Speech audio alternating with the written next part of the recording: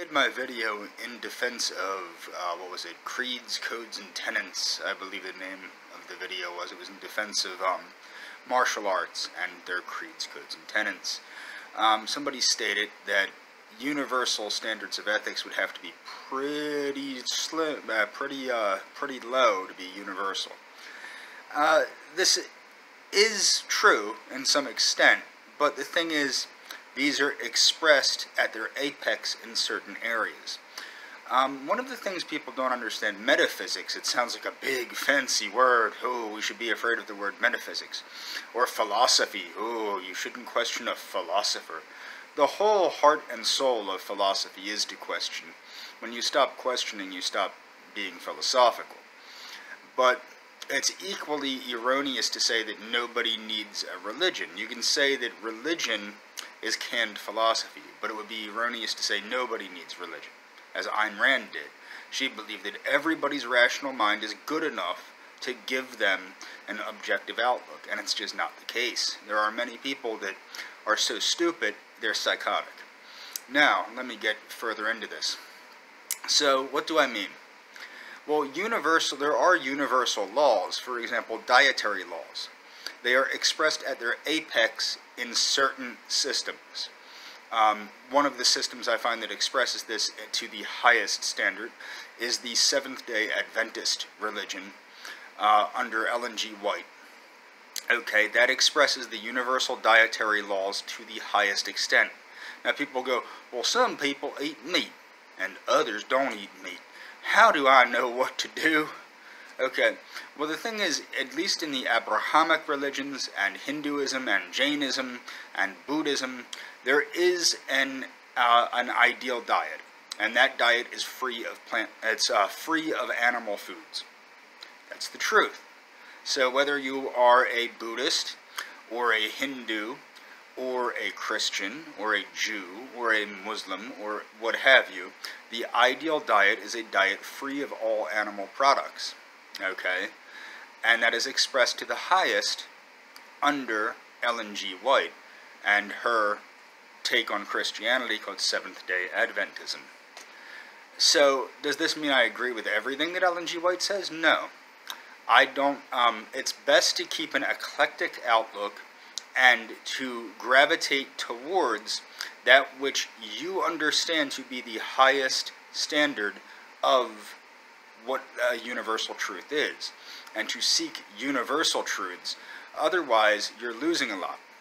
What people don't understand is people go, I am an Asatruer, or I'm this, or I'm that, and this is the religion of my people. Okay, to do so is dishonest, because you have to brainwash yourself into thinking that these people have a different truth than those people.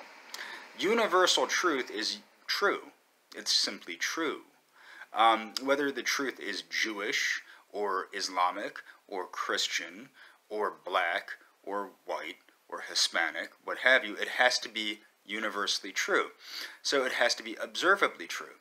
Sin is observably true, but these things are based on natural. I don't believe in revelation or things of that nature. These things have been observed through naturalistic observation over many generations of humans. Okay, so when you see things like for example, the sins, homosexuality is a universal sin. Why is homosexuality a universal sin? It makes you sick. It causes things like rectal cancer, mouth cancer. It causes illnesses, rectal prolapse, things of that nature. What else? Gluttony is a sin. Well, if you're a glutton, you become fat. Vanity is a sin. Why is vanity a sin? Well, that can be any number of reasons. And there's also social issues that arise from these things. Anger is universally seen not as a good thing. Why? Because when you are angry, you are not thinking clearly. Jealousy is a universal sin. Why? Because if you're jealous of everyone, you're going to destroy your society. When everybody's jealous of each other, instead of understanding that each individual is a unit of the whole, the society collapses. So these things are not complex. However, The actual truth is that they are universal, except for some outliers. For example, like the Tierra del Fuegians in Tierra del Fuego, that I think they're actually extinct now. But if they, like, for example, people that are outlying in certain areas that did not participate in the universal civilization, or even in larger civilizations, they don't have these same ethics. Then you see issues like, for example, I'm a big fan of the Mesoamerican culture. I think it's remarkable what the Mesoamericans accomplished. However, you see religion being used. The superstition has taken the place of it's just very superstitious, to the point where they would have sacrificed themselves into extinction if the conquistadors did not come down and actually liberate the other indigenous groups from the great empires, the Mesoamerican empires, which I think are remarkable, like the Inca, the Aztec, the Maya.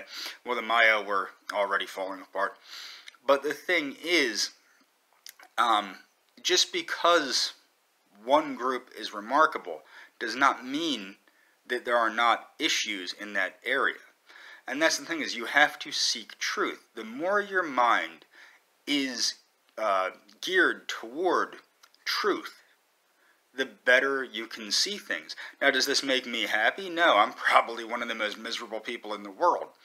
And that actually is a problem, is when you are tuned into reality, not everything in reality is pretty, and it can be depressing. And that is one of the needs for things like religion, where you have hope and things of that nature. But you can, now, the thing is, through things like cognitive behavioral therapy, and I'm a big fan of Daniel Amen, you can cultivate a sense of truth that does cultivate a sense of happiness, a sense of purpose, things like this. Purpose is actually the most important. And that's the thing, is you can cultivate a sense of purpose through understanding reality. But your purpose should be based in reality, not in fallacy. And that's all for this video.